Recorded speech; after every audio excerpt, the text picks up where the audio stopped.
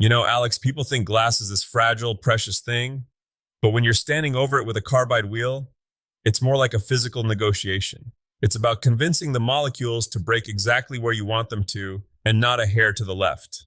Convincing? You make it sound like you're a negotiator for a union strike.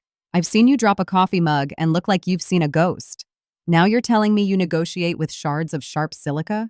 Well, the mug wasn't on purpose, but with stained glass, the break is the victory.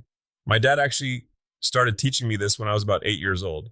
He handed me a glass cutter and basically said, "Don't bleed on the carpet. It's actually a really approachable craft for beginners provided you respect the edge." Okay, let's talk about that edge. Because to the uninitiated, this looks like a great way to end up in the emergency room. What's the reality? Is it actually simple, like the old school makers say, or are you just trying to lure me into a world of band-aids? It's actually very logical. The big secret is that we don't cut glass at all, we score it. You're essentially creating a microscopic valley of stress on the surface. If you do it right, you hear this beautiful, crisp zip sound, kind of like a heavy zipper on a winter coat. If it sounds like you're grinding gravel, you're pushing too hard. I've seen those cutters. Some look like fat pens, and others have that weird handle that looks like a tiny plastic pistol. Which one is the Tiger Special? I'm a pistol grip guy myself. It lets you use the weight of your arm rather than just your fingers. If you're trying to do a long sweeping curve with a pencil-style cutter, your hand starts to cramp up like you're taking a 3-hour SAT exam. The pistol grip is just more ergonomic. And you've got to have oil in the reservoir. Wait, why oil? Does the glass need to be lubricated to feel better about being shattered? Not quite. The oil keeps the tiny tungsten carbide wheel spinning freely, and more importantly, it keeps the score cool. If you score glass dry, the heat from the friction can actually cause the score to heal or get jagged. The oil seeps into that tiny microscopic crack and keeps it open. So when you go to snap it, the break follows the line like a train on a track. So you've got your score. Now what? Do you just karate chop it? Man, I wish. No, that's how you end up with a very sparkly floor and no project. You use pliers, but not the ones from your car's trunk. There are running pliers, which have a curved jaw. They apply pressure evenly on both sides of the score to coax the crack along. Then there are grozing pliers for nibbling away the bits that didn't quite behave. They're like the tiny little teeth of the glass world. I love that. Coaxing the crack. It's very poetic until you mess up a $30 sheet of hand-blown glass, right? Oh, I've had my share of heartbreak. I remember trying to cut a deep inside curve for a commission piece, a blue heron's wing. I was being way too timid. I barely scratched the surface, and when I tried to snap it, the glass just decided to take a shortcut across the bird's tail. I sat there looking at two pieces of junk that cost more than my lunch. See, that's what people are afraid of. What's the fix for that? Is it just get good, or is there a trick? The trick is commitment. When you start that score, you have to follow through in one steady motion. If you stop halfway to sneeze, you're in trouble. You can't go back over a line either. That's a cardinal sin. It ruins the wheel and creates chatter that makes the glass break like a spider web. Okay, so we've got our pieces. They're cut, they're beautiful, but they're also probably sharp enough to shave with. I notice people have these machines that look like tiny wet saws.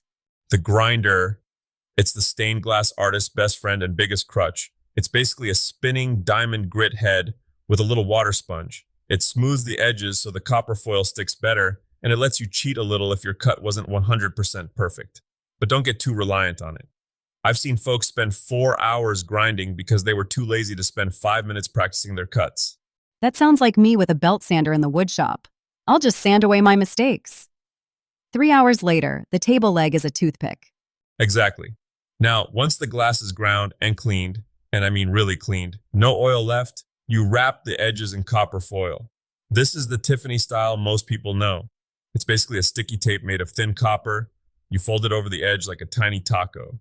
A copper taco. Got it. And that's what the solder sticks to because solder hates glass but loves copper, right? Spot on. But solder is a tricky beast. I saw a forum post recently where a guy named Dave was trying to recycle old solder from old panels. He melted it down and tried to reuse it, but it just clumped up like cold oatmeal. Oh, Dave, why are we like this? Why must we try to save $10 at the expense of our sanity? It's the maker's curse. But solder is an alloy, usually 60% tin and 40% lead. When you melt it off an old project, you're burning off the additives and picking up all the old oxidation and dirt. it loses its flow. You're better off buying a fresh spool. And for the love of all things holy, use flux. Right, flux. The stuff that smells like a chemical fire but makes the solder move like mercury. It's essential. Without flux, the solder just beads up like water on a wax car. With it, the solder flows into the seams and creates that beautiful rounded bead. If you don't clean your flux off afterward, though, your piece will develop this nasty green crust over time. I once left a project sitting over a humid weekend without cleaning the flux off, and it looked like it had been pulled from the bottom of the Atlantic by Monday morning. I've heard people complain about black residue when they're soldering. Is that just dirt, or are they summoning demons? Usually it's the soldering iron being too hot, or they're using a tip that's caked in carbon, or honestly, they're just moving too slow. You want to dance across the foil, not park the iron there.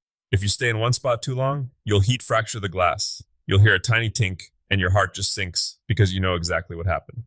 The tink of doom. I've heard that in ceramics too. It's the universal sound of a weekend wasted. It really is, but that's the beauty of it. You're working with a material that demands your full attention. You can't be thinking about your taxes or what's for dinner when you're running a bead of molten metal next to a piece of fragile art.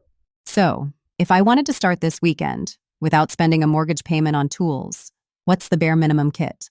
To keep it real, a decent pistol grip cutter, a small bottle of oil, running pliers, a soldering iron, some 60/40 solder, copper foil, and flux. You can skip the expensive grinder at first and just use a carborundum stone to take the sharp burr off the edges. It's slower, but it builds character. Builds character. That's tiger talk for it's going to hurt your arms. Maybe a little, but when you hold that finished piece up to the sun for the first time, the way the light catches the textures and the colors bleed across the room, all that frustration just evaporates. It's pure magic. I have to admit, seeing those blue and amber scraps on your bench, I kind of get it. It's like painting with light, but the paint can actually cut you. Exactly. It's a craft of contradictions. You have to be forceful but delicate, accurate but willing to adapt. Well, I think the takeaway for today is buy fresh solder, don't be like Dave, and if you hear the tink, it's time for a beer. That's a philosophy I can get behind. Stained glass isn't about being perfect. It's about learning how to handle the breaks. I like that. See you in the den next time. I'll be here, hopefully with all 10 fingers intact.